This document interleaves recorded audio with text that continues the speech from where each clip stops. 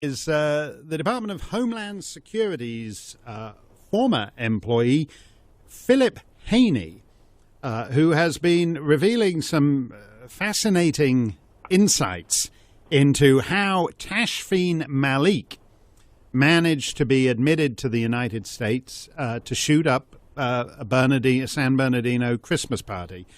Philip, it's great to have you with us on the show today. And basically, your line is that the DHS has been hollowed out by administration-enforced political correctness, really.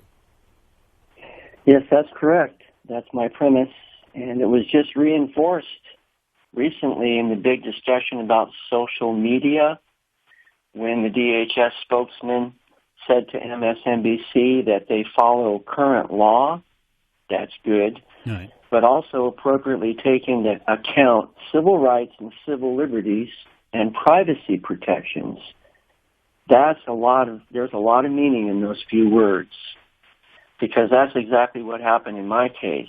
Current law, we were following law enforcement. Right. And then civil rights and civil liberties comes in, and this is why I'm here today. Do we actually make any effort to establish who it is who is led into the United States? For example, the K-1 visa on which Tashfeen Malik was admitted. These questions on the form are ridiculous, and do you seek to engage in terrorist activities while in the United States? Have you ever, or do you intend to provide money to terrorism groups? I would imagine that 100% of the forms sitting in a Department of Homeland Security landfill in the middle of the Nevada desert, I would imagine that 100% of them say no on that form. So is anything else done other than that, Philip?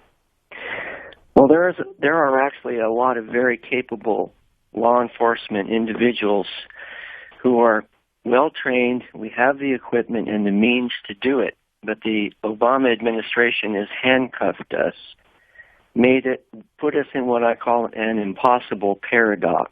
You cannot build cases when you're superseded by civil rights and civil liberties concerns. These are not even American citizens. They're U.S., or I should say foreign nationals. We have the tools to do it, to vet people correctly, at least in a significantly higher proportion than what we're hearing about virtually every day lately. Isn't one of the problems, though, that you have what one might call law enforcement professionals, intelligence professionals on the one side, but on the other hand, you have effectively Islamic lobby groups, and the Islamic lobby groups have the ear of everyone who matters in the administration, and you guys don't. This started in 2008 with a memo called the Words Matter memo, which is queer. You can find it online. Right. It started to reveal the emerging countering violent extremism policy. Also, a major component of that is the civil rights and civil liberties issue that we hear about so much today. Started in 2008. So, yeah. And that has done what I say, intruded into the law enforcement arena. You cannot build cases, you cannot do discovery of possible links to terrorism if you are either hampered by the CRCL considerations or have to go to probable cause, because no one is going to tell you that they're affiliated with a terrorist organization. Right. Another subtlety is that from the Islamic perspective, they're not terrorists. No, so their definition of terrorism is different than ours. Right, right. But it seems incredible now because it is a huge bureaucracy that was created. It's not as if it's one of these things that's been around since the early 19th century and its responsibilities have evolved. This was created 13 years ago specifically to address this particular problem. And when you look at some of the things that DHS has got time for, it raided a strip club in Boston that was selling illegal Red Sox merchandise. The strippers were apparently giving Red Sox sweatshirts, knockoff Red Sox sweatshirts out to the patrons of this strip club in Boston. They raided some woman and stole her a British sports car that claimed it had been improperly imported. They seem to have resources for all kinds of other things, but their core mission seems to be getting nibbled away at till there's less and less left of it, Philip. Well, that's true. I was a founding member of the Department of Homeland Security. It was stood up as an independent agency in March of 2003. So I saw this progression through the years of moving away from our original mandate, which was quite simple: protect America from terrorism and from the threat of terrorism, to the point where we are now, where we can't seem to discern our left hand from our right hand regarding terrorists and terrorism. What's it going to take for it to change? The pieces are in place. Law enforcement officers need to have the handcuffs taken off and let them do the job they were trained and took a vow to do. That's why I'm hopeful, because we have the capacity to do it. And again, remove the handcuffs. We can restart cases and investigations of groups and individuals that would have known links or ties to a violent jihad. It can be done. We have to have the liberty to do it. But looking at it in political terms, we've just heard today that they want to tighten up the visa waiver program. Essentially, this is other Western nations. You don't need a visa to come to the United States if you've got an Australian or an Italian passport or whatever. But they want to make an exception for people who have been in Syria, Sudan, a couple of other countries for the last 5 years. And we now hear that John Kerry has assured the Iranians that they will not be part of that program. So in other words, whatever you may have the tools, but the political will seems to be about insulating Islam and the major Islamic powers in particular from the scrutiny necessary, Philip.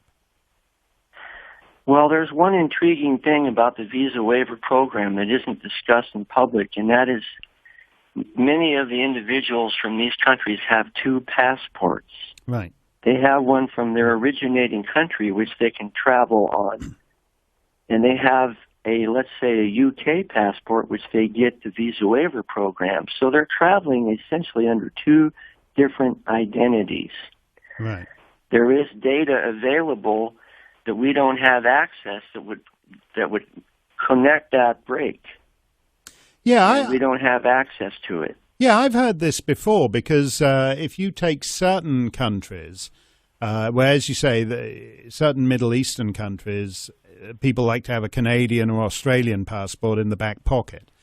And when they attempt to enter the United States on a Western passport, for some reason, there's an obstacle to you guys being able to track what they're doing on their Yemeni passport or Syrian passport. Is that seriously correct? Yes, it is. And there, as I said, there is data available. It's called PNR data that tracks the travel of passengers in other parts of the world. And so far, we have not been successful in having adequate access to that information. So we are flying partially blind, so to speak, and we can't really fully vet people and where they've been when they come in with let's say, a UK passport on the visa waiver program. We really only know half of their travel story. Right.